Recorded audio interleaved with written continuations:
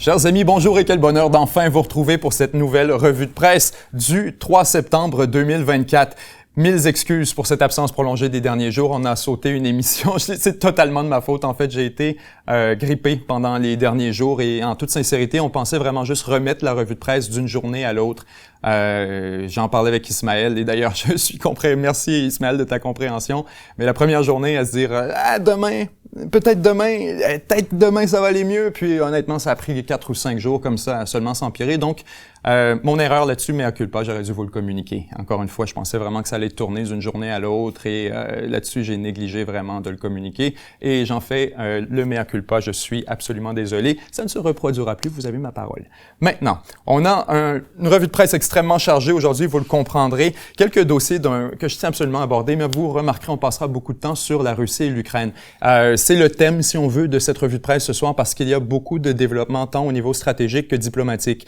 On en a parlé beaucoup au cours des dernières semaines d'un potentiel traité de cessez-le-feu ou un traité de paix ou encore même une négociation en vue d'un cessez-le-feu qui pourrait survenir advenant une ouverture de la part de l'Ukraine et de la Russie. On nous avait parlé d'une potentielle tentative par l'Ukraine d'ouvrir la porte à une négociation. Tout ça, c'est encore extrêmement vague, extrêmement ambigu. On avait l'impression quand même qu'il y avait peut-être une chance du côté de l'Ukraine que la position officielle soit modifiée en fonction de la réalité sur le terrain. Ça semble être réalisé aujourd'hui, donc on y reviendra tout à l'heure. Je veux qu'on parle aussi des tensions sur la frontière biélorusse. On en avait évoqué quelques mots lors de la dernière revue de presse. On aura l'opportunité de faire un retour là-dessus ce soir. Ensuite, pour ce qui est des développements stratégiques, il sera question bien sûr de ce qui se passe tant sur le front Est. Là-dessus, on a des nouvelles assez inquiétantes pour ce qui est des Ukrainiens et sur le front Nord dans la région de Koursk, là où bien sûr les troupes ukrainiennes ont lancé une incursion il y a maintenant quelques semaines. En deuxième temps, il sera question de dispute commerciale entre les États-Unis, l'Europe, en fait l'Occident de manière générale et la Chine. C'est quelque chose qui est extrêmement fertile. C'est d'ailleurs un des points qui est soulevé dans notre prochain dossier, prochain documentaire à 7 jours sur Terre. Donc, je suis très content d'avoir l'opportunité d'aborder le sujet avec vous aujourd'hui. Et en terminant, on aura un très long segment, du moins toujours en s'ajustant à nos disponibilités, à notre timing, si on veut, où on en sera dans l'émission, mais on aura un très long segment en rafale où j'aimerais avoir la chance de vous présenter quelques-uns des dossiers qui sont parfois négligés, mais qui, à mon avis, valent la peine d'être exposés. Alors, voulez-vous, on va commencer avec une rapide mise à jour sur ce qui se passe au Moyen-Orient avant de lancer notre grand dossier sur la Russie, l'Ukraine, parce que j'ai l'impression que ça va probablement consommer beaucoup de notre temps. Donc, allons-y avec une mise à jour rapide, le dirais-je, sur ce qui se passe actuellement au Moyen-Orient. On sait qu'au cours des derniers jours, la tension a considérablement baissé. Ironiquement, entre Hezbollah et Israël. Donc, par extension, vous le devinerez, avec l'Iran aussi. Alors que Hezbollah et Israël ont échangé des attaques transfrontalières qui ont respectivement été présentées comme des réponses finales à une provocation. L'aviation israélienne, d'abord, a frappé des sites de lancement au sud du Liban qui se préparaient supposément à faire feu vers Israël. Hezbollah a tout de même pu, de son côté, décocher des missiles vers le nord d'Israël et on prétend donc que son devoir de vengeance est accompli suite à l'assassinat, bien sûr, on se souvient, d'un commandant senior du Hezbollah dans le sud du Liban, où était-ce, je crois que c'était même à Beyrouth il y a quelques semaines.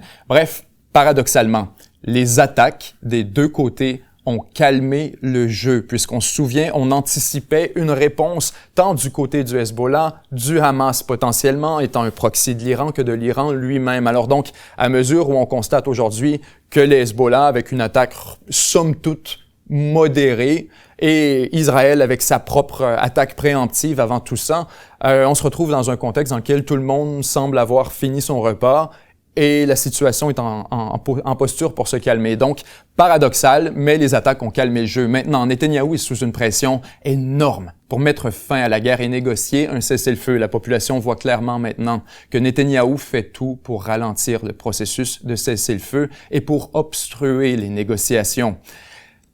En fait, des ministres, des gens du gouvernement Netanyahou ne se gênent plus du tout pour critiquer publiquement le premier ministre. Nul autre que le ministre de la Défense, M. Yoav Gallant, d'ailleurs, accuse Netanyahou de bloquer littéralement les négociations. Même chose pour l'opposition officielle, la population elle-même, en fait, qui dénonce le bluff de Netanyahou. Un bluff qu'on vous avait exposé au cours des dernières semaines. Je vous avais mentionné que clairement, Israël était dans une bonne posture stratégique et que la seule chose, d'une certaine manière, qui contraignait l'action de Netanyahou, c'était des raisons politique, à mesure où on avait bien sûr une coalition à l'intérieur d'Israël qui était relativement fragile, précaire, la coalition qui maintient Netanyahou au pouvoir, et bien sûr également les questions internationales. À l'extérieur des questions politiques, vous aviez un Israël qui était extrêmement bien positionné pour lancer un conflit et même intensifier ce conflit, à mesure où on le disait, l'Iran voulait rien savoir, les pays environnants n'étaient pas vraiment en posture pour rivaliser avec Israël et pour s'engager dans une escalade des opérations de combat. Donc, tout invitait Netanyahou à prolonger le conflit et à ralentir les négociations. Ce que je vous exposais au cours des dernières semaines, dans les dernières revues de presse, c'était que Netanyahou était le principal obstacle donc à ces négociations. On se souvient, dans la dernière revue de presse, en fait, on avait exposé les principaux points qui accrochaient actuellement dans la négociation et comme quoi on assistait d'une certaine manière à un sabotage du processus par le pouvoir israélien, la personne de Netanyahou lui-même. Maintenant, ce qui était un secret de polichinelle est maintenant reconnu par à peu près tout le monde à Israël, alors que vous voyez des dizaines de milliers de personnes qui sortent dans les rues, les grands syndicats également, qui dénoncent Netanyahou et qui l'invitent en fait à négocier de bonne foi un cessez-le-feu. Cette semaine, des dizaines de milliers d'Israéliens sont donc sortis massivement dans les rues pour demander un retour de tous les otages vivants. Je dis encore vivants parce que, justement, c'est un peu le problème. C'est la question qui, actuellement, expose le bluff de Netanyahou, ce qui a déclenché ce mouvement soudain, ces manifestations massives à travers Israël. Et vous en entendrez certainement parler au cours des prochains jours. Si vous voulez comprendre qu'est-ce qui motive tout ça, mais c'est justement que la population a l'impression que Netanyahou ralentit le processus de négociation et que la conséquence de tout ça, bien, c'est qu'on perd des otages et qu'il y a des gens qui sont pratiquement condamnés à mort à Gaza. Le développement qui a vraiment motivé tout ça et qui a vraiment fait exploser cette colère dans les rues d'Israël, c'est la découverte donc de 6 cadavres. Ne me citez pas sur le chiffre, je crois, c'est peut-être un chiffre qui va évoluer au cours des prochaines heures, mais de 6 cadavres d'otages israéliens qui, on nous dit, auraient été tués seulement quelques minutes, vraisemblablement, avant l'arrivée des troupes israéliennes. Alors donc, ce que ça indique, c'est que le Hamas, voyant qu'Israël se rapprochait des otages, se rapprochait de ce qu'ils estiment une cible extrêmement précieuse et un jeton de négociation, ils ont préféré tuer les otages plutôt que de laisser Israël les reprendre vivants. Ce que ça indique et ce que ça dit à tout le monde à Israël, c'est qu'il y a quelque chose de futile dans cette espèce d'argument qui avait été présenté par le pouvoir israélien à dire on peut pas arrêter la guerre tant qu'on n'a pas sorti tous les otages. Et on veut sortir les otages. Et les otages font partie de la priorité. On veut préserver leur vie. Pour beaucoup, on invitait un cessez-le-feu en disant non, la seule manière de préserver la vie de ces otages, la seule manière d'éviter qu'ils soient condamnés à mort, c'est justement en négociant avec le Hamas de bonne foi, en arrivant à un cessez-le-feu. C'est un jeton de négociation. Et donc, la mort de ces otages, qui vraisemblablement auraient été tués seulement quelques minutes avant l'arrivée des forces israéliennes, fait un peu exposer cette réalité au grand jour à tout le monde, comme quoi les otages vont mourir à moins d'un cessez-le-feu et que plus ce cessez-le-feu est retardé, plus la négociation est faite de mauvaise foi, plus des gens vont simplement perdre leur vie à Gaza de manière absolument futile. Alors donc, beaucoup de gens sont en colère, vous le comprendrez. Les rues se remplissent de ces gens et la pression politique sur Netanyahou, en conséquence, est plus forte que jamais. La réaction à la réalisation soudaine qu'Israël est pour le moins désarmé face aux négociations vis-à-vis le Hamas provoque un choc dans la population, bien évidemment, alors que les grands syndicats donc déclenchent une grève générale et Netanyahou est au pied du mur. Soit il négocie, soit il fabrique un nouveau prétexte pour prolonger la guerre. Et ne négligez pas le monde. Il est tout à fait possible qu'on vive dans un monde dans lequel Netanyahou est capable, dans lequel le gouvernement israélien est capable de fabriquer un nouveau prétexte pour prolonger la guerre. Quand on parle de prétexte, il y a seulement quelques semaines, on invitait à une potentielle attaque de l'Iran du Hezbollah. S'il avait fallu que cette attaque soit aussi massive qu'on l'avait annoncé, on aurait eu amplement, je l'avais déjà mentionné dans des revues de presse précédentes, on aurait eu amplement un prétexte pour prolonger la guerre et même étendre les opérations de combat jusqu'au sud du Liban. Alors donc, actuellement, Netanyahou a perdu son pari, n'a plus vraiment de temps pour prolonger le processus de négociation sans que ce soit clair qu'il est en train délibérément de le ralentir. Et donc, soit on a un nouveau prétexte, soit on négocie de bonne foi et on arrive à la fin du conflit. Si vous voulez mon opinion là-dessus, moi j'ai l'impression que pour la première fois depuis un certain nombre de semaines, pour pas dire un certain nombre de mois, il y a maintenant presque un an que cette guerre entre le Hamas et Israël a débuté. Je pense que pour la première fois depuis le début de ce conflit, Israël pourrait négocier de bonne foi. Les conditions stratégiques actuelles invitent Israël à mettre fin au conflit. Pour la première fois. Parce que, comme je vous le disais, la pression politique jusqu'ici était relativement gérable. C'était quelque chose que Netanyahou et le gouvernement israélien étaient capables de naviguer absolument. En fait, on avait presque normalisé la guerre et le processus de négociation s'éternisait sans vraiment qu'il y ait de conséquences.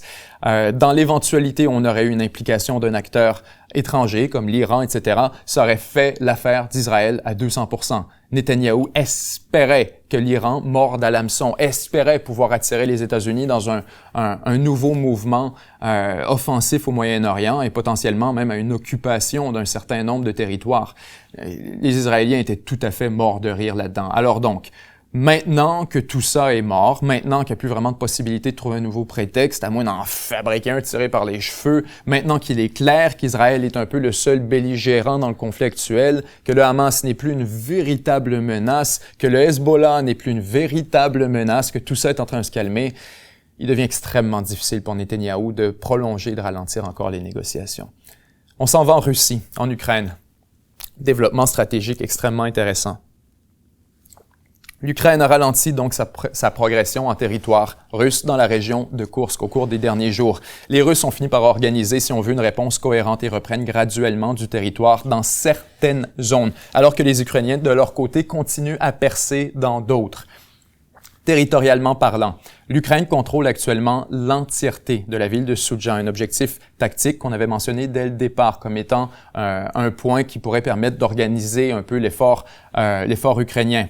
Donc, on occupe maintenant l'entièreté de Soudja et les routes environnantes. Les Ukrainiens vont maintenant clairement, si vous regardez une carte, vous allez pouvoir le constater, la carte d'occupation actuelle qui nous est fournie par l'Institute for the Study of War, une carte qui est bien sûr extrêmement fluide et qui est modifiée de jour en jour. Mais vous voyez que territorialement parlant, les Ukrainiens vont clairement essayer de prolonger leur percée vers l'ouest, contrôler tout ce qu'il y a au sud de la rivière Sem est refermé à la frontière ukrainienne. Ça permettra donc d'avoir un front qui est protégé par une frontière naturelle avec la rivière Sem, par la poussée ukrainienne vers Koursk et bien sûr par la frontière ukrainienne au sud et à l'ouest.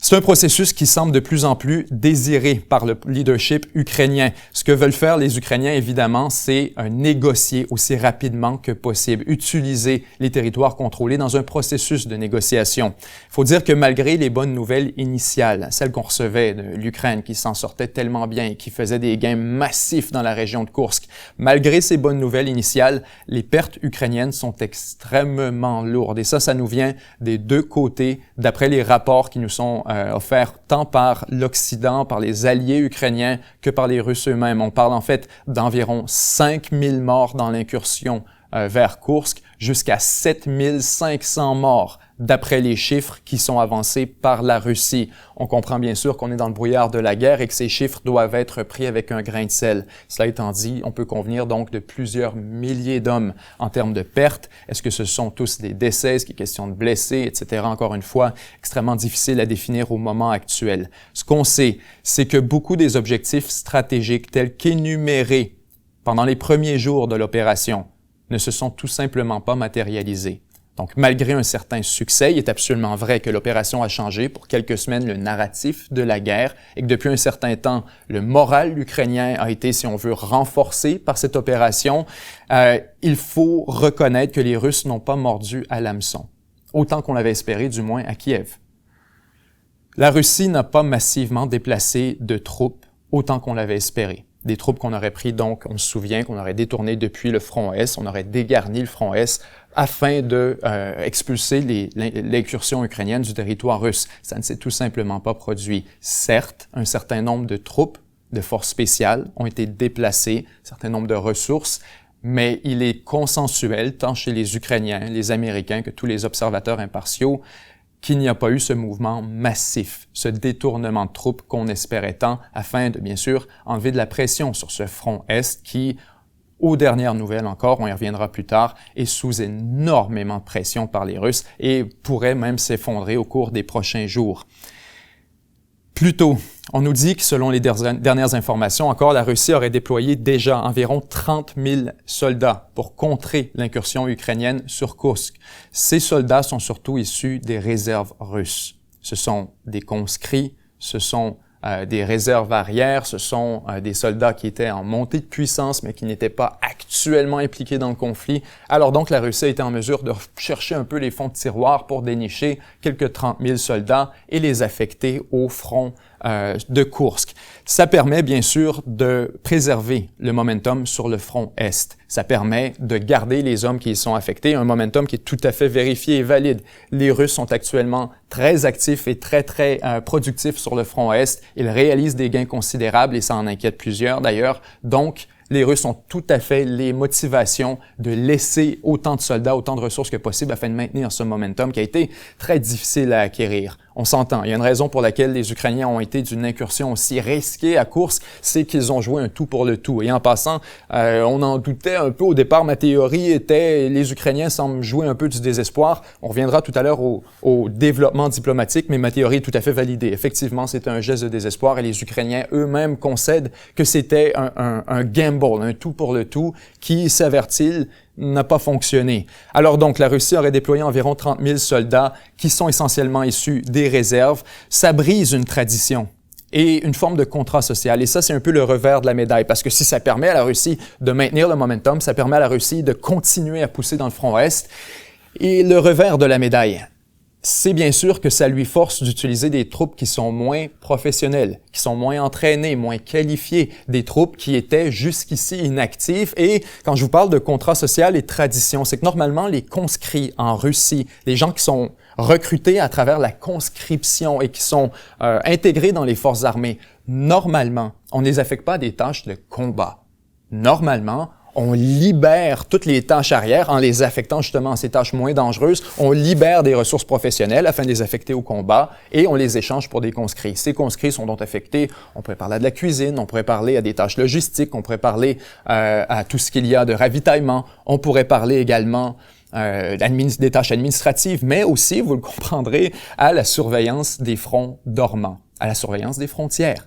La frontière, notamment, près de Soumy, celle qui a été prise d'assaut par les forces ukrainiennes. Et donc, en prenant d'assaut un front dormant, on avait, comme je vous dis, cette espèce de contrat social où on affecte des gens qui sont pas trop censés se battre le long de la frontière. On se dit, ce sont des conscrits, ils vont essentiellement juste pour porter un uniforme, garder leur salaire et remplir une fonction minimale de l'État. Vraiment juste faire un acte de présence sur la frontière. On s'attend pas du tout à ce qu'ils se battent.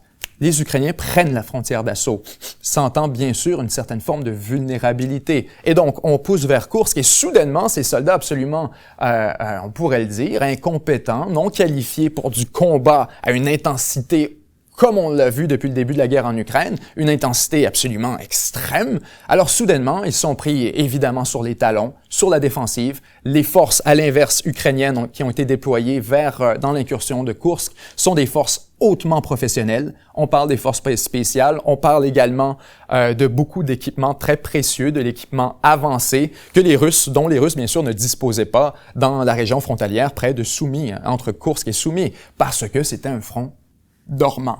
Alors donc, lorsque les Ukrainiens décident de prendre d'assaut ce front, ils viennent d'une certaine manière forcer la Russie à employer les troupes qui sont déjà sur le terrain et employer naturellement, donc on se met à recruter à l'intérieur de nos réserves d'autres conscrits. Et ça commence à frustrer un peu. Ça, c'est quelque chose qui est loin de plaire à tout le monde en Russie parce que ce qui a fait, vous le comprendrez, avaler la pilule de la conscription et ce qui permet à la Russie, au Kremlin, à Poutine, de continuer à recruter un certain volume de soldats avec une acceptabilité sociale minimale Eh bien, c'est le fait, le contrat social qu'on a avec la population, comme quoi leurs fils ne seront pas envoyés au combat. Comme quoi, on va faire notre possible pour les protéger, les affecter à des tâches un peu moins dangereuses. Les mères, lorsqu'elles voient leurs fils partir pour l'Ukraine ou partir pour la conscription, ça assure d'une certaine manière un certain élément de sécurité. Ça ajoute une confiance additionnelle et ça permet de matérialiser l'engagement de l'État envers la vie des conscrits en disant « on respecte l'engagement énorme qu'on vous demande de faire et on vous enverra pas à la mort ». Plutôt, aux tâches les plus dangereuses, on envoie nos soldats professionnels qui se sont engagés, qui ont levé la main et qui acceptent de servir la nation, qui n'ont pas été forcés de le faire. Alors donc, maintenant qu'on se met à employer de plus en plus de conscrits sur le front ukrainien, comme je vous le dis, c'est une lame à deux tranchants. D'abord, ça permet à la Russie de maintenir son momentum sur le front Est. Ça lui permet maintenant de briser ce contrat social et d'employer encore plus de conscrits potentiellement dans le conflit ukrainien. Maintenant que maintenant, si on veut que le génie est sorti de la bouteille. Cela étant dit, Poutine devra naviguer, bien sûr, une réaction beaucoup plus prudente dans la société russe, alors que beaucoup de parents vont voir partir leurs fils, leurs filles vers un front qu'ils estiment maintenant beaucoup plus dangereux. Alors donc, la conscription devient politiquement plus explosive pour la Russie, même si paradoxalement, d'une même manière, elle devient beaucoup plus productive parce que soudainement, on peut employer ces conscrits à des tâches de combat. La Russie ne semble pas du tout vouloir changer cette formule, elle ne semble pas du tout vouloir se diriger vers une formule où on affecte des ressources qui sont actuellement sur le front Est. On va rester strictement avec des conscrits. Alors donc, résultat, le moral ukrainien est dans une aussi mauvaise posture qu'il l'était avant le début de l'opération à Koursk. Et c'est ce que je voulais dire par un certain nombre d'objectifs stratégiques qui sont réalisés pendant un certain nombre de semaines, mais qui sont actuellement en train de se dissiper. On parlait justement de l'effet de surprise en Russie, on parlait d'embarrasser le Kremlin, on parlait... Tout ça, c'était des effets très temporaires qui sont déjà en train de se dissiper à mesure où la Russie reprend le contrôle du narratif et où on commence à expulser les troupes ukrainiennes vers la frontière. Bien évidemment, la même chose se passe du côté du moral ukrainien qui avait eu une espèce de boost, qui avait été dopé par cette opération à Koursk. Mais aujourd'hui, malgré les efforts et les précieuses ressources qui ont été déployées, les pertes importantes auxquelles on assiste, la Russie continue d'avancer dans l'Est, sur toute la longueur du front. Alors donc, alors qu'on nous décrit une situation qui est difficile et chaotique sur le front Est, et ça, en passant, ça vient des Ukrainiens, on nous parle d'un effondrement défensif imminent. D'ailleurs, dans une entrevue avec le Télégraphe, un commandant ukrainien, ça c'est une entrevue dans le Télégraphe du 31 août, si ça vous intéresse, les forces russes auraient un avantage de 5 contre 1 dans l'Est. Un autre soldat ukrainien dit que les réserves russes près de Pokrovsk, où pousse actuellement la Russie, éclipsent largement celles qui avaient été déployées pour la prise de Bakhmut. L'armée ukrainienne recule donc jusqu'à 2 km par jour. C'est un rythme auquel on n'avait pas assisté depuis 2022, l'hiver 2023, dans le conflit ukrainien. Alors donc, l'Ukraine a commencé l'évacuation de Pokrovsk, alors que les Ukrainiens commencent, la population autant que les militaires, commencent à se résigner, à accepter que la poussée vers Koursk n'a pas eu l'effet escompté pour ralentir les Russes sur le front Est, ce qui était le principal objectif. Tant la Russie que l'Ukraine actuellement, vous l'observerez dans les nouvelles qui font surface dans ce qu'on suit actuellement sur le front, tant la Russie que l'Ukraine sont actuellement dans une campagne intensive et coordonnée de bombardement des infrastructures énergétiques.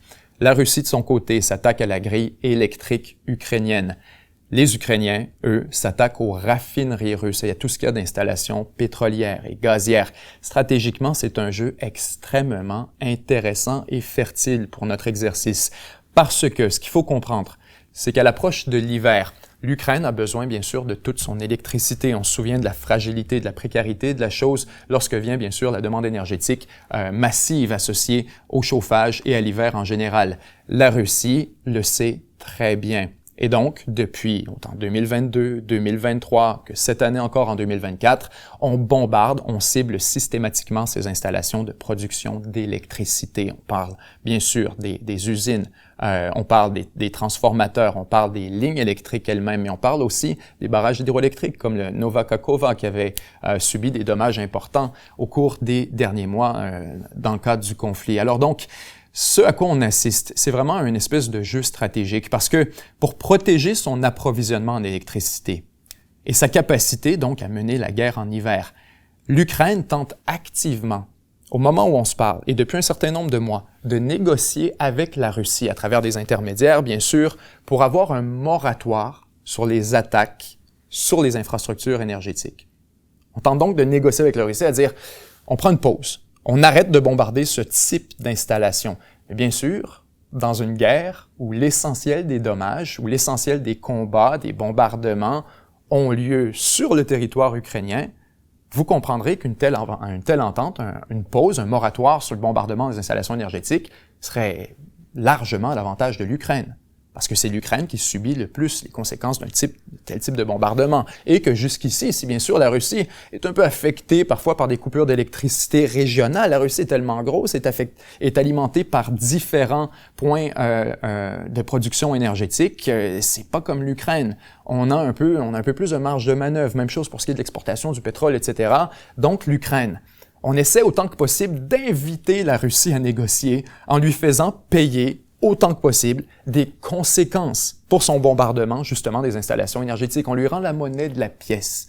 On fait la même chose en se disant, si la Russie, elle aussi, se fait bombarder ses raffineries, se fait bombarder ses lignes pétrolières, se fait bombarder toutes ces installations associées, production gazière également, soudainement, elle a une motivation à négocier un moratoire pour mettre fin à ces bombardements. Alors donc, il y a quelque chose de très curieux là-dessus, alors que depuis le début, on voyait, bien sûr, la Russie attaquer systématiquement ces installations pour des raisons purement stratégiques, pour avancer l'effort de guerre, pour affaiblir l'Ukraine, alors que maintenant, on voit l'Ukraine qui répond, qui fait la même chose, qui attaque les installations énergétiques russes seulement pour extraire un moratoire à la Russie. Donc, stratégiquement, géopolitiquement, il y a quelque chose de très, très, très intéressant là-dessus. Il faut donner une raison à la Russie de négocier de bonne foi et d'accepter et de faire un tel compromis. Alors donc, on lui impose une pénalité en attaquant autant que possible par des missiles un peu plus profondément dans le territoire russe sur ces fameuses installations. Bien sûr, parce que ça coûte cher à réparer, bien évidemment, mais aussi parce que ce sont des cibles juteuses et que ça motive la Russie à négocier un moratoire. Pour qu'une telle entente survienne, il faut que les intérêts des deux camps soient satisfaits. Il faut que tant la Russie que l'Ukraine tirent avantage d'une trêve de la sorte. Alors donc, on doit donner une raison à la Russie de le négocier. Pour continuer sur les objectifs stratégiques qui avaient été énumérés par l'Ukraine, où on voulait utiliser le territoire à Koursk comme un jeton de négociation, le Kremlin a déjà déclaré en passant cette semaine qu'il refuse catégoriquement de négocier un échange de territoire avec Kiev. Ça signifie deux choses, à mon avis, du moins. Ça signifie d'abord que la Russie a l'intention de récupérer l'entièreté du territoire conquis par l'Ukraine avant même de lancer des négociations, que ça ne fera pas partie des éléments considérés, ou du moins que la Russie refuse toujours de rendre à l'Ukraine des territoires qu'elle occupe actuellement dans le Donbass. Au ministère des Affaires étrangères russe, on dit que l'Ukraine est naïve, qu'elle se fait des fausses idées et qu'il n'y a donc aucune chance que le territoire occupé à Koursk soit utilisé dans une éventuelle négociation. Ce qui nous amène donc à toute la question diplomatique. Parce que au-delà des développements au niveau stratégique, on a aussi des nouvelles fort intéressantes sur le front diplomatique. Alors qu'on apprend que le président Zelensky présente cette semaine aux États-Unis un nouveau plan pour un traité de paix avec la Russie. Ce qui retient notre attention ici, c'est surtout la position, le ton et les propos, les mots de Zelensky vis-à-vis les conditions nécessaires pour un éventuel cessez-le-feu ou un traité de paix. Typiquement, on sait, on en a parlé souvent, Zelensky refusait de reconnaître la réalité sur le terrain. Il exigeait non seulement le retrait des troupes russes, mais la rétrocession de la Crimée, qui est maintenant contrôlée par la Russie depuis 2014, et le retour de tous les territoires actuellement occupés par la Russie dans le Donbass, incluant une large portion qui a déjà été annexée par Moscou. Donc, il y avait quelque chose un peu incompatible. Plus encore, Zelensky exigeait des centaines de milliards de dollars en réparation. Tout ça, disons, ignorait un peu la réalité sur le terrain. C'était une position qui était incompatible avec ce qu'on voyait, avec la réalité pratique. C'était reproché par tout le monde à l'Ukraine dans les coulisses, tant en Occident que un peu, on pourrait l'imaginer, vers les puissances tierces comme la Turquie, comme la Chine, etc., mais aussi vers le Sud global, où on avait l'impression que oui, bien sûr, la paix est désirable, mais vous avez une Ukraine qui négocie avec des positions un peu irréalistes, avec des exigences maximalistes et jusqu'au boutistes qui doivent être ajustées. Maintenant, on apprend que non seulement l'Ukraine est prête à négocier, mais qu'elle semble avoir abandonné, ou du moins nuancé, beaucoup de ses exigences initiales. Et ça, c'est énorme. Zelensky va donc présenter un plan concret à Biden, à l'état-major américain, mais aussi à Kamala Harris et à Donald Trump. Ça se fait cette semaine. Il dit que la guerre finira éventuellement. Écoutez bien les mots. Il dit que la guerre finira éventuellement avec un dialogue. Juste ça.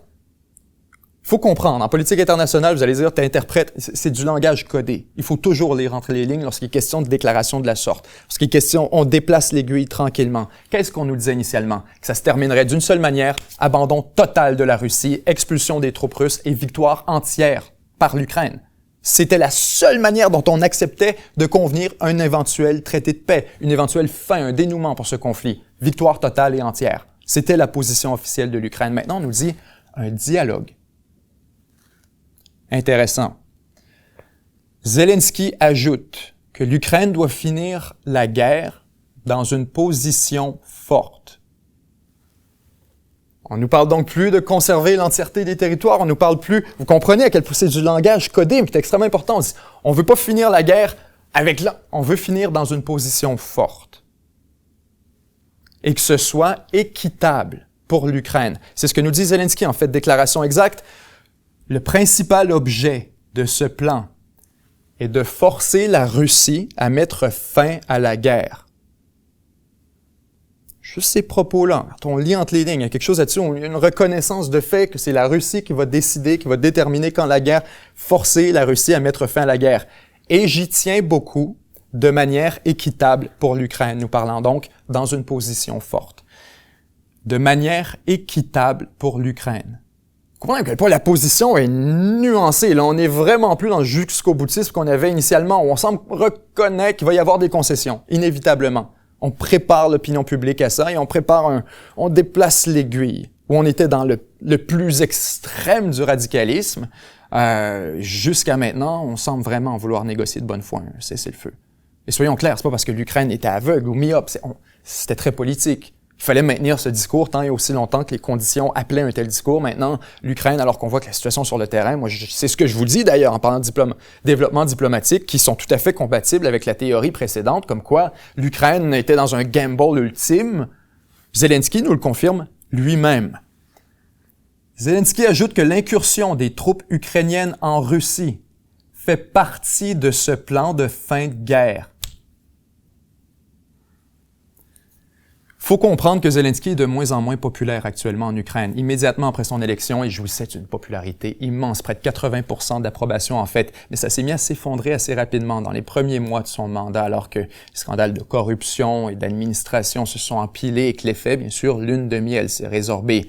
Lorsque la Russie a envahi l'Ukraine en février 2022, Zelensky est devenu bien sûr une figure extrêmement symbolique, emblématique de l'effort de guerre ukrainien. Et donc, son approbation, son appui populaire a atteint des niveaux absolument stratosphériques, quelque chose comme 90%.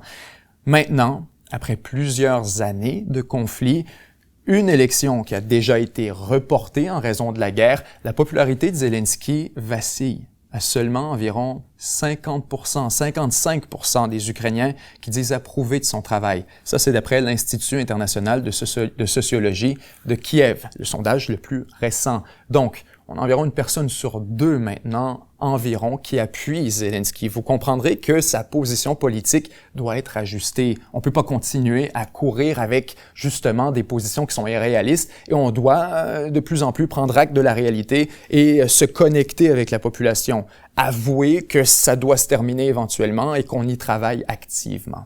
On continue, toujours Russie-Ukraine, avec la tension à la frontière biélorusse. Retour donc sur le déploiement de ces ressources militaires additionnelles qui avaient été rapportées il y a quelques semaines le long de la frontière entre l'Ukraine et la Biélorussie. On se souvient, le président biélorusse Loukachenko, proche allié de Poutine, en fait probablement son plus proche allié, avait surpris plusieurs en affirmant que l'Ukraine avait positionné quelques 120 000 troupes le long de la frontière entre la Biélorussie et l'Ukraine.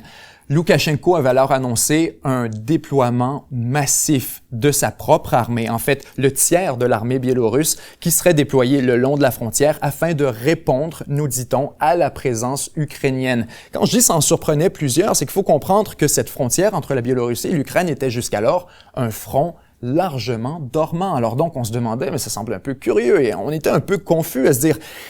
Les Ukrainiens en ont déjà plein les bras. Pourquoi est-ce qu'ils assigneraient quelques 120 000 troupes à un front qui, justement, est dormant?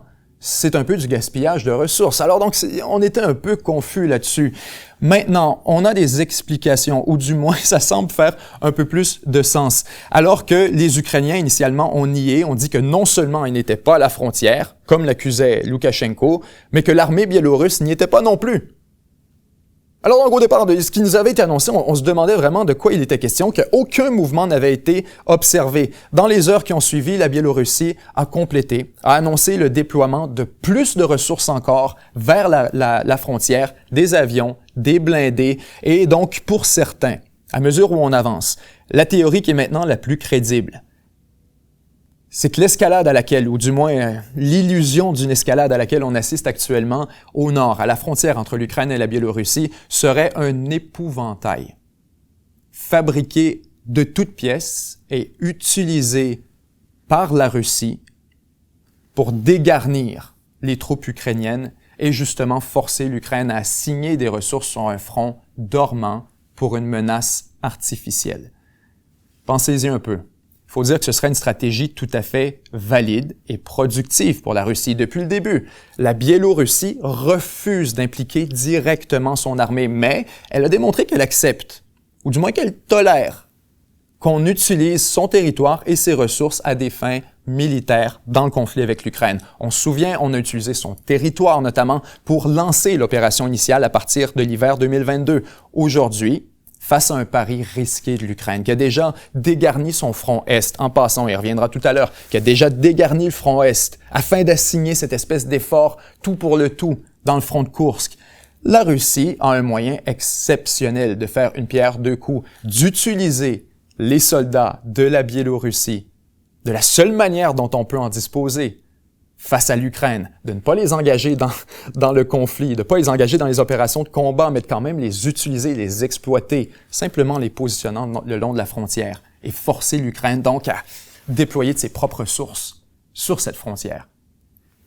Il y a quelque chose là-dessus de tout à fait valide et tout à fait productif.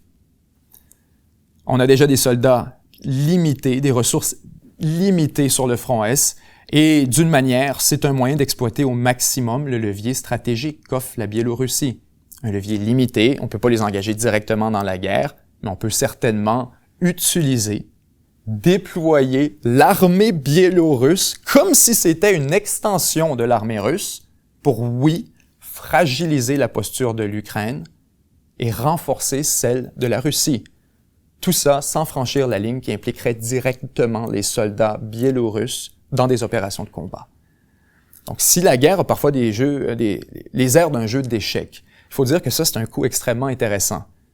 Parce que ça permet vraiment à la Russie d'aller exploiter au maximum un des leviers que jusqu'ici, on se demandait un peu comment aller chercher quelque chose, comment aller chercher un avantage, comment tirer, exploiter cet avantage biélorusse, cette énorme frontière avec l'Ukraine, où on nous disait clairement, on veut pas s'engager là-dedans, on veut pas s'engager là-dedans. Loukachenko se tenait à une bonne distance.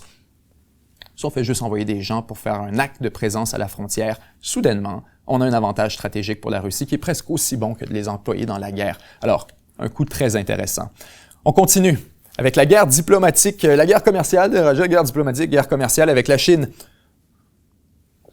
La guerre commerciale avec la Chine continue de s'intensifier, en fait, alors que Washington, l'Europe, la Chine elle-même s'imposent mutuellement des mesures tarifaires absolument spectaculaire. Déjà, les États-Unis ont imposé, on se souvient, sous Donald Trump, une série de tarifs douaniers afin de limiter le dumping chinois et protéger l'industrie américaine. Il y avait bien sûr des considérations géopolitiques alors qu'on tentait de ralentir la progression de la Chine. Quelques 300 milliards de dollars en marchandises, en tarifs ont donc été imposés par l'administration Trump. Des pays européens ont rapidement emboîté le pas. On se souvient. On restreint eux-mêmes l'accès à leur marché pour les produits chinois. Et bien sûr, la Chine avait répondu avec ses propres mesures, une série de tarifs sur les importations, tant en provenance d'Europe que des États-Unis. On parlait du porc, des produits électroniques, de toute une variété de trucs. Biden, lorsqu'il est arrivé, a non seulement maintenu les politiques de Trump à l'égard de la Chine, en fait, il a imposé son propre régime de tarifs contre la Chine, qui était encore plus sévère que ceux qui avaient été imposés par Trump. Quelques exemples. Sur l'acier, l'aluminium, le tarif a été triplé de 7,5 à 25 %. Sur les semi-conducteurs, le tarif a été doublé de 25 à 50 %. Véhicules électriques, le tarif quadruplé de 25 % à 100 % maintenant. Tout ce qu'il y a de batterie, ça a triplé de 7,5 à 25 %. Les minéraux, terres rares, ressources minières, on passe de 0 à 25 %. Panneaux solaires, produits médicaux, de 0 à 50 %. Ça, c'est ce qui a été ajouté seulement par l'administration Biden. Alors donc, soyons clairs, la politique commerciale démocrate vis-à-vis de la Chine est absolument identique à celle de Donald Trump. C'est exactement la même chose. On pourrait dire que la politique démocrate vis-à-vis la Chine, on l'avait déjà mentionné, c'est essentiellement celle de Donald Trump passée à travers un correcteur de grammaire. En Europe, c'est pareil. Et en fait, c'est pas comme si les démocrates et Trump étaient tout seuls. C'est que c'est vraiment la tendance à travers l'Occident. En fait, en parallèle, le Canada vient d'imposer lui-même un tarif de 100 % sur les véhicules électriques chinois et sur d'autres marchandises d'ailleurs. En Europe, pareil, surtout sur les véhicules électriques où tout le monde, naturellement, veut protéger son industrie contre la surcapacité de la Chine. Ce qu'il faut comprendre, c'est que la Chine, depuis un certain nombre d'années, a été en mesure de construire une capacité de production massive en voitures électriques à travers beaucoup de subventions et un encouragement, bien sûr, rigoureux par le gouvernement chinois où on avait, faut le donner, écoutez, rendre à César ce qui lui revient. On avait eu la vision là-dessus de voir que ce serait une industrie extrêmement, que ce serait une industrie névralgique dans l'économie du futur et donc les Chinois investissent massivement là-dedans pour s'assurer d'être bien positionnés. Résultat, aujourd'hui, ils sont en mesure vraiment d'inonder le marché mondial. Il faut comprendre que les Chinois eux-mêmes ont une situation économique qui est actuellement très peu enviable. Les Chinois, la population chinoise voit une croissance économique, une augmentation du niveau de vie qui s'est beaucoup ralentie au cours des dernières années. Donc, les ventes de véhicules électriques sur le marché chinois sont largement ralenties, pour pas dire plafonnées. Ce qui nous amène à faire quoi? Bien, à prendre cette surcapacité, à l'exporter partout dans le monde, à l'envoyer à des marchés étrangers, parfois même à perte. Parce qu'on préfère vendre le véhicule plutôt que de le laisser dormir dans un stationnement jusqu'à ce qu'on sait c'est des véhicules électriques, une technologie qui avance très rapidement. Cette surcapacité, soit on ferme l'usine et on la perd, soit on exporte à l'étranger. Et ça tombe bien pour les Chinois, on est dans un contexte où le monde entier essaie d'acheter des véhicules électriques et God, ils sont tellement chers. On parle de véhicules à 70, 80, 85 000 qui doivent être subventionnés souvent par les pays afin d'en faciliter le processus d'achat. Tout ça au même moment où on dit à la population entière qu'il y aura des mandats pour mettre fin aux ventes de véhicules à combustion interne, de véhicules donc à essence au cours des prochaines années, et des mandats qui arrivent très rapidement. Lorsqu'on se voit en 2025, on parle d'ici environ 10 ans, on invite tous les manufacturiers à complètement transformer leurs instruments, leur outillage, leurs usines, leur main-d'œuvre, à se requalifier et à se lancer vers, d'une certaine manière, un nouveau produit, à faire des voitures électriques. Résultat, au même moment où on demande à tout le monde de s'acheter des véhicules électriques, les manufacturiers ici font très peu de profit sur ces véhicules, sont forcés à les vendre très, très cher. Les gens qui ont les moyens de s'en acheter sont des gens qui ont typiquement un niveau de vie un peu plus élevé, sont des gens avec un bon salaire.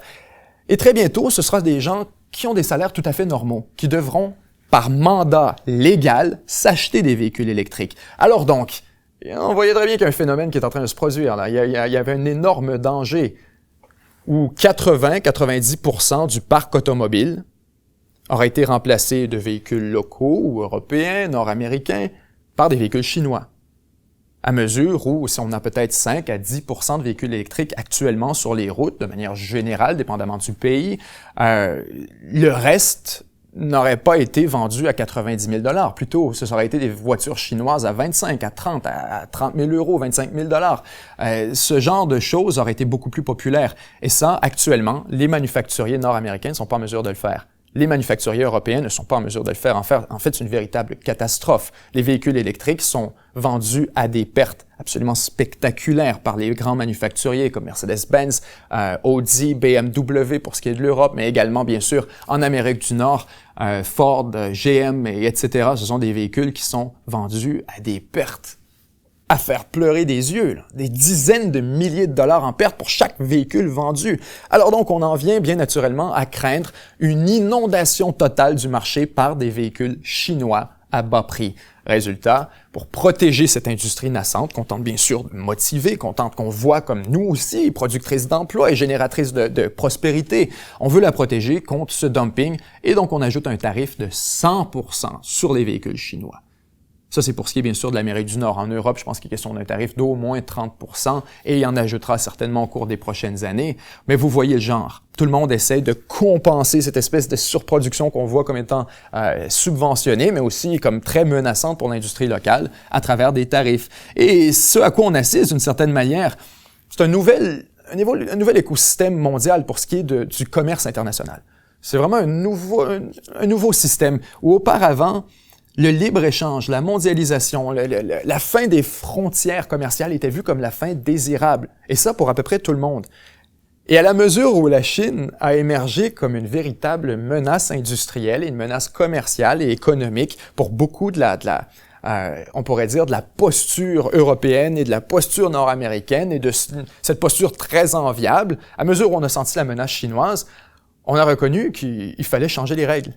Que les règles, maintenant qu'elles avaient été apprises par la Chine et qu'elle était en mesure de jouer le match comme tous les autres et même d'en tirer avantage, soudainement, il fallait changer les règles.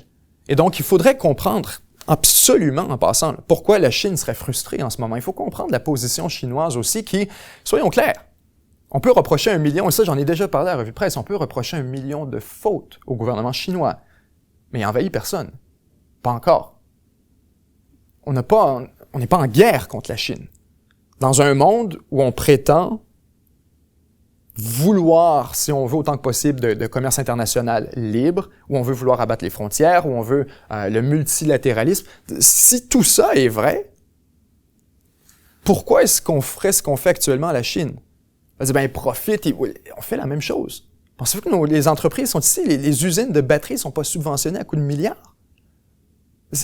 Arrêtons de nous mettre la tête dans le sable. C'est une compétition stratégique avec la Chine. Il y a vraiment juste, on ne se cache même plus de ça. Il n'y a pas de raison humanitaire. Auparavant, on faisait au moins à croire, il y a un génocide, ou il y a ci, il y a ça. On se trouvait des raisons pour sanctionner la Chine, pour essayer de désinvestir. Aujourd'hui, c'est vraiment juste, non, la Chine est trop forte. C'est vraiment complètement, on est rendu dans la sphère purement stratégique, une compétition stratégique. Il n'y a plus du tout de façade devant ça. Donc, en fait, là-dessus, vous voulez rire?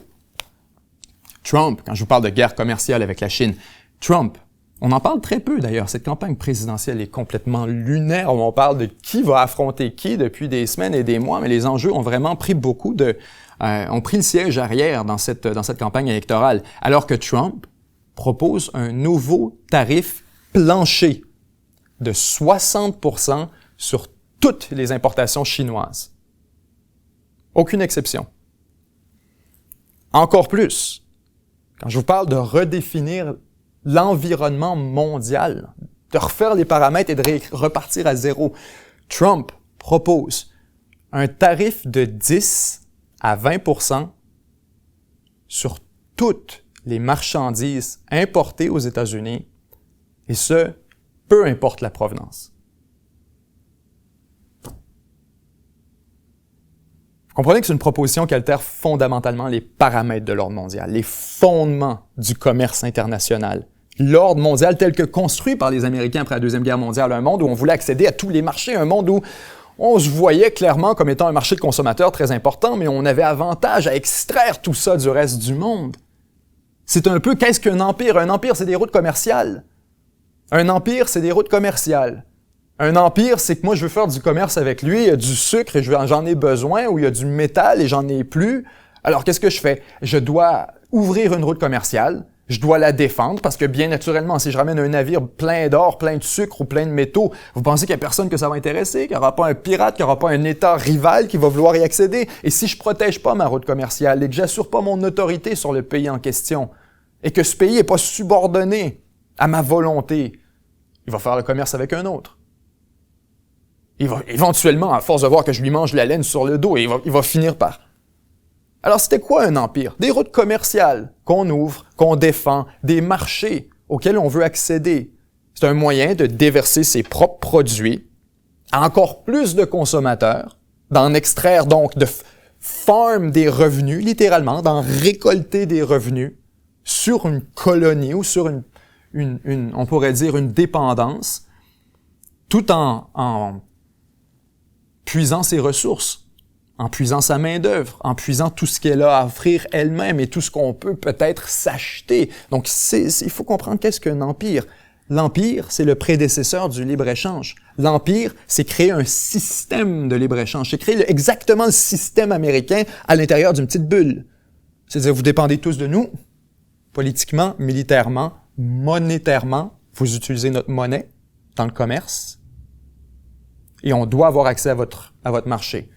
Et si jamais vous remettez ça en doute, ça va être la guerre où on va vous renverser, on va utiliser notre influence pour changer ça. Qu'est-ce que la Deuxième Guerre mondiale? C'est l'effondrement de systèmes essentiellement. La première, suivie de la deuxième, l'effondrement du système colonial, l'effondrement de systèmes de routes commerciales défendus par tout le monde, parce que tout le monde se pile sur les pieds, à un moment donné, ça devient une espèce de toile inarrêtable. Alors les Américains arrivent et devant la mort de tout ça, se disent « Attendez un peu, we're the boss ». C'est nous maintenant le seul empire mondial. Il y en a un seul. On va contrôler toutes les routes commerciales. Fini le niaisage. Ça va être la marine américaine. Il en reste rien que seulement une de toute manière. Et en passant, pensez-y, la grande puissance dominante mondiale aura toujours été une puissance maritime, toujours été une puissance navale. Toujours. À moins d'exceptions. Mais je parle dans l'ère contemporaine. Si on parle de la puissance dominante dans l'ordre mondial, c'était des puissances navales. Alors donc, lorsqu'arrive la Deuxième Guerre mondiale, la première marine mondiale, la première monnaie, la puissance économique, industrielle, c'était qui? Première, deuxième, c'était les Britanniques. L'Empire britannique. Lorsque l'Empire britannique disparaît, les Américains deviennent soudainement la première puissance industrielle, première puissance économique, première puissance navale, première puissance militaire, puissance monétaire, monnaie de référence.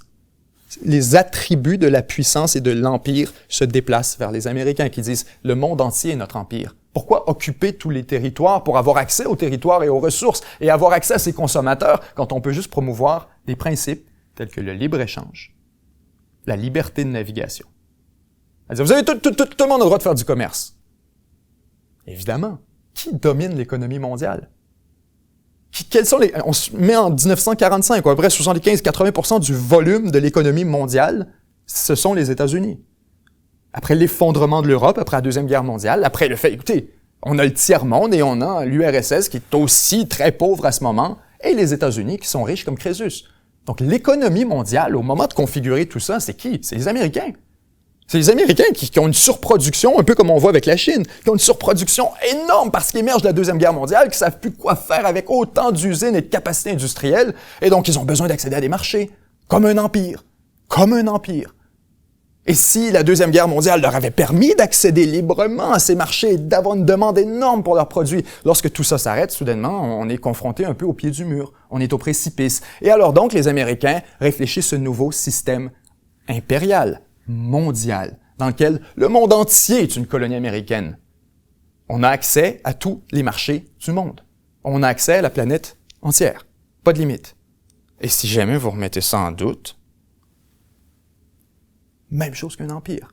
On utilise notre influence, on utilise tous nos leviers stratégiques, y compris la guerre, y compris la subversion, y compris les actions directes, pour changer l'état des choses, changer le régime, changer le gouvernement, envahir, modifier les frontières, faire le nécessaire. Quand on parle de l'Empire américain, qu'est-ce que l'Empire? C'est l'Empire américain. L'Empire américain, c'est ce qui a été construit après la Deuxième Guerre mondiale, un empire mondial dans lequel tout le monde utilise la monnaie américaine, dans lequel tout le monde finance la dette américaine, dans lequel tout le monde, d'une certaine manière, on finance la dette. Qu'est-ce que ça veut dire? C'est que je perçois ça de revenus et que je dépense ça. Mais ma supériorité, ma domination, elle est financée par le reste de la planète qui accepte de financer mon déficit.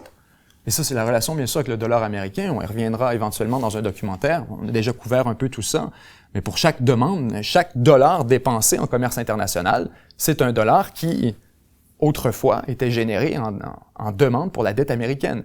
Donc, les Américains pouvaient s'endetter à l'infini. Donc, ce système d'après-guerre, après la Deuxième Guerre mondiale, a été constitué délibérément, en toute connaissance de cause. Les Américains se sont construits un empire.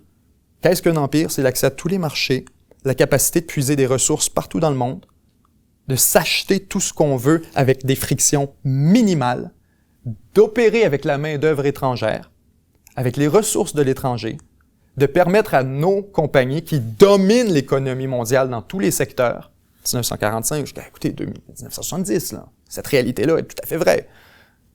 On permet à nos entreprises et à nos corporations gérantes de pénétrer tous les marchés étrangers. Qu'est-ce que c'était la Compagnie des Indes orientales? Qu'est-ce que c'était une extension de l'Empire britannique. Qui va faire quoi? Qui agit en ses intérêts, qui fait du commerce, qui perçoit des revenus, qui donc littéralement extrait de la richesse et la ramène à la métropole, la ramène dans l'Empire. Et donc, vous voyez les Britanniques avec leurs énormes buildings et une richesse qui était extrêmement ostentatoire. Au pic de l'Empire, tout au long du 18e, 19e siècle, on a assisté vraiment à une richesse qui était pour n'importe qui extraite à partir de l'extérieur. Donc, les Américains ont réussi à constituer ce qui était exactement la même chose avec leurs propres entreprises. Qu'est-ce que Coca-Cola? Qu'est-ce que Exxon? Qu'est-ce que Shell? Quand on va puiser du pétrole au Venezuela, pendant toutes les années 40, 50, et ça. Quand on va puiser du pétrole en Amérique latine ou peu importe, au Moyen-Orient, qu'on le vend à profit en Europe, c'est un profit américain qui va revenir aux États-Unis. C'est une entreprise américaine avec son siège social aux États-Unis. Donc, vous comprenez ce que je veux dire par ces corporations et l'accès des entreprises privées américaines. Ce sont des extensions de l'Empire. Ce sont des tentacules du pouvoir américain qui ont une influence culturelle, économique, mais aussi tout à fait pratique sur le terrain. Ils emploient des gens, ils dépensent de l'argent sur le territoire en question. Les minières canadiennes sont probablement une des plus grosses extensions du pouvoir canadien à l'étranger. Donc ça est extrêmement important de le comprendre. Cette guerre commerciale est vraiment en train de transformer fondamentalement les paramètres de l'ordre mondial et ça aura des conséquences. En rafale, quelques dossiers que j'aimerais qu'on traite avant qu'on se laisse. Je vois que ça fait déjà 1 heure. On a vraiment réussi jusqu'ici à avoir un dossier, avoir une revue de presse relativement concise, donc on va essayer de rester là-dessus. On a appris cette semaine que l'Ukraine a perdu un premier avion F-16 dans des circonstances un peu nébuleuses. Les forces armées ukrainiennes ont rapporté donc avoir perdu un avion de chasse F-16 fourni par les États-Unis lors d'une mission défensive qu'on disait pour intercepter une attaque de missiles et de drones depuis la Russie. Rapidement, des questions donc ont émergé quant aux circonstances exactes de l'incident. Dans les coulisses, on entendait des rumeurs comme quoi ce serait possiblement un tir allié, que l'avion F-16 aurait été en fait abattu par une batterie de missiles américaines de type Patriot. Pour des raisons encore incertaines, la batterie de défense aérienne aurait confondu le F-16 ukrainien pour un ennemi et l'aurait abattu en plein ciel. C'était l'histoire qu'on entendait. Évidemment, il faut comprendre, des incidents de tir alliés, friendly fire ou blue on blue, c'est beaucoup plus fréquent, plus commun qu'on le pense. En fait, c'est plus fréquent qu'on voudrait l'admettre en temps de guerre. C'est vrai aussi pour les armées très modernes. Les Américains n'en font pas exception. Il y a des incidents qui ont été très médiatisés, des vraies tragédies de tirs alliés. Or, il demeure bien sûr, vous comprendrez, que la perte d'un F-16 en temps de guerre, dans un contexte de la sorte, c'est une bavure extrêmement embarrassante pour les Ukrainiens. Au début, naturellement, l'information a été niée par les commandants ukrainiens, par l'état-major, qui accusaient même les lanceurs d'alerte, ceux qui parlaient de tout ça, d'être des traîtres, des saboteurs, de travailler pour les intérêts de la Russie. Or, seulement quelques heures plus tard, le président Zelensky lui-même a ordonné personnellement le congédiement d'un des commandants responsables, affirmant qu'il fallait protéger les troupes et que ce qui s'était produit était inacceptable.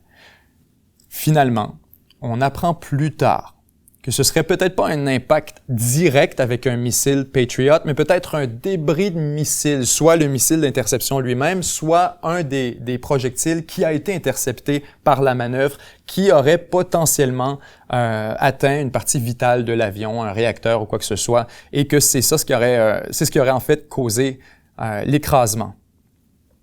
Dans tous les scénarios, vous comprendrez que c'est quelque chose qui est pas tellement extraordinaire pour les forces armées ukrainiennes actuellement parce qu'on essaie d'avoir plus d'avions de chasse. On essaie de démontrer qu'on est en mesure de les opérer de manière efficace, productive. Alors donc, de les perdre à ses propres erreurs, c'est quelque chose qui est un peu difficile à porter, ce qui explique d'ailleurs la réaction très rapide de Zelensky. Chose est certaine, il ne veut absolument pas compromettre ou ralentir le déploiement des avions de chasse ou de tout autre système militaire vers l'Ukraine, parce qu'on se mettrait à remettre en doute leur capacité à l'opérer, ou encore leur responsabilité, ou le sérieux.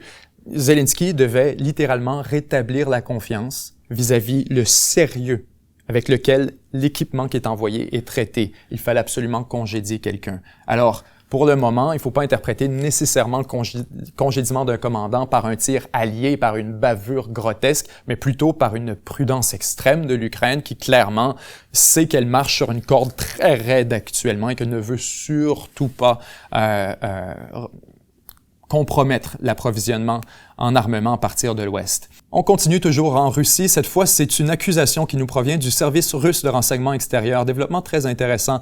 Les services de renseignement russes qui affirment que les États-Unis se préparent activement à lancer une révolution de couleur pour empêcher le parti au pouvoir en Géorgie de remporter les élections législatives qui sont prévues pour octobre.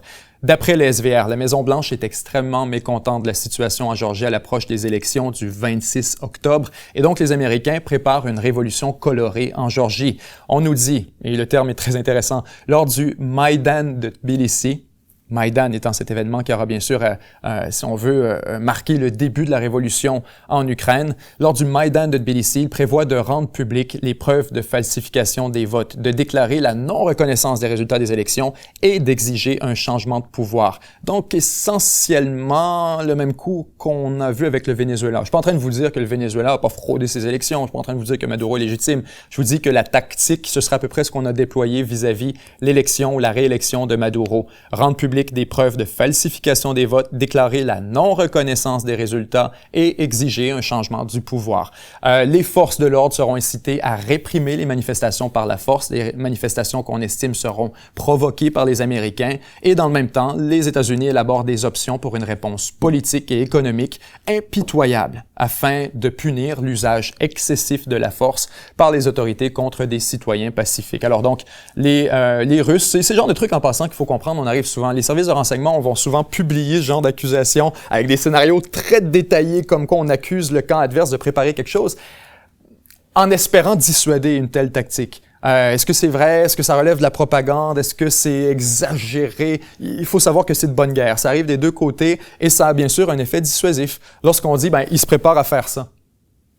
Si jamais ils le font, ensuite, c'est comme on vous l'avait dit, et ça vient un peu détruire le narratif d'avance. Alors, le coût là-dessus pour la Russie est très faible. On vient un peu lever un drapeau rouge, et la conséquence est relativement intéressante. Ça permettrait effectivement de couper l'herbe sur le pied des Américains si on avait vraiment l'intention. Il faut dire que c'est tout à fait possible. Il se passe actuellement en Géorgie une tension sociale entre la population plus les factions plus pro-russes et les factions qui, au contraire, veulent s'aligner avec l'Ouest, veulent s'aligner avec l'Occident. Il y a cette vraie tension dans la population qui pourrait être exacerbée et qui menace tout à fait de se manifester durant le prochain cycle électoral. Donc, il serait facile pour quelconque État étranger, que ce soit les États-Unis ou n'importe quel autre acteur, de s'impliquer, de décider de distribuer un peu d'argent à ces groupes de la société civile pour les motiver à les manifester et diriger un peu leur effort de communication pour avoir des bons points, des bons liners, des lignes, si on veut, qui sont efficaces.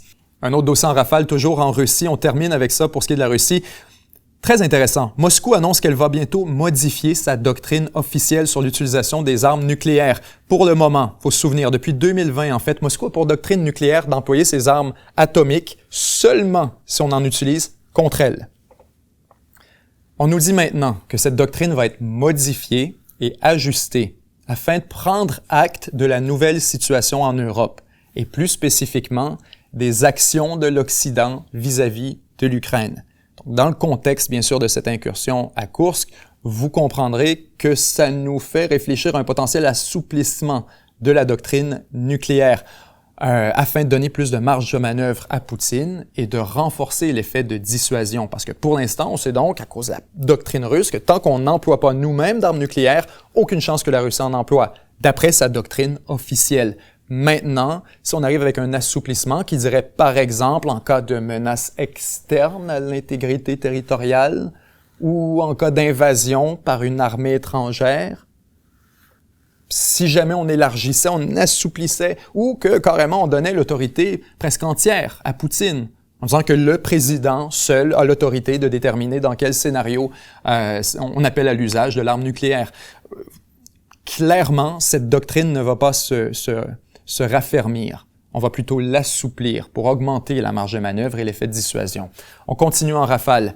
La Chine intensifie ses opérations de cyberespionnage aux États-Unis. Des pirates informatiques soutenus par le gouvernement chinois auraient pénétré en profondeur dans des fournisseurs de services Internet américains au cours des derniers mois pour espionner des millions d'utilisateurs selon des personnes qui seraient au courant de la réponse américaine en cours. Ça nous vient du Washington Post. Donc, ces attaques qu'on dit inhabituellement agressives et sophistiquées incluent l'accès à au moins 2 grands fournisseurs américains qui compteraient des millions de clients ainsi qu'à plusieurs plus petits fournisseurs. Ces piratages suscitent déjà des inquiétudes parce qu'on estime que leur cible inclut des personnels gouvernementaux, militaires, travaillant souvent sous couverture et des groupes, bien sûr, qui présentent un intérêt stratégique pour la Chine. Les responsables du gouvernement américain ont déjà déclaré que le groupe cherchait à accéder à des équipements dans les ports du Pacifique et à d'autres infrastructures pour permettre à la Chine, écoutez bien, de semer la panique et de perturber la capacité des États-Unis à déplacer des troupes, des armes et des fournitures vers Taïwan en cas de conflit armé. L'ambassade de Chine à Washington, bien sûr, vous comprendrez, les Chinois nient ça entièrement. On rejette les accusations. On dit plutôt, et la réponse est très cocasse, il y a des signes montrant que pour recevoir davantage de budget du Congrès et des contrats gouvernementaux, les renseignements américains et les sociétés de cybersécurité ont collaboré secrètement pour rassembler des fausses preuves et diffuser de la désinformation sur le soi-disant appui des Chinois à la cyberattaque contre les États-Unis. Donc la Chine nous dit... C'est pas nous, et non seulement c'est pas nous, la seule raison pourquoi ils nous accusent, c'est qu'ils veulent plus d'argent du gouvernement. Donc il y a quelque chose de très cocasse quand même dans cette réponse de la part de la Chine.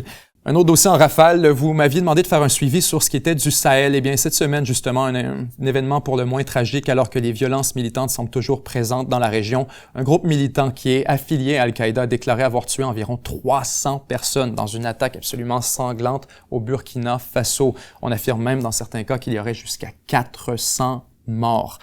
Le massacre, je pense qu'on peut utiliser le terme, aurait inclus plusieurs civils qui étaient en train de creuser des tranchées sous ordre de l'armée pour fortifier leur village contre les djihadistes, justement. Ces djihadistes qui considèrent donc les civils comme une extension de l'armée au point où on en est. On se souvient que le Burkina Faso est un des pays où le pouvoir en place a été renversé par un coup d'État militaire. À l'époque, on identifiait déjà comme motif, bien sûr, l'influence française, la collusion avec Paris, la corruption du pouvoir, mais aussi, surtout, l'incapacité de ce pouvoir à lutter contre la violence djihadiste, la violence armée, militante, islamiste. Aujourd'hui, force est de reconnaître que le Burkina est encore aux prises avec la même violence djihadiste et que les choses ne se sont que marginalement améliorées. Évidemment, il faut donner plus de temps à la junte, comprendre qu'il faudra quelques mois, sinon quelques années encore pour constater des résultats, mais ça nous en dit quand même très long sur l'état de la lutte actuelle vis-à-vis des forces djihadistes.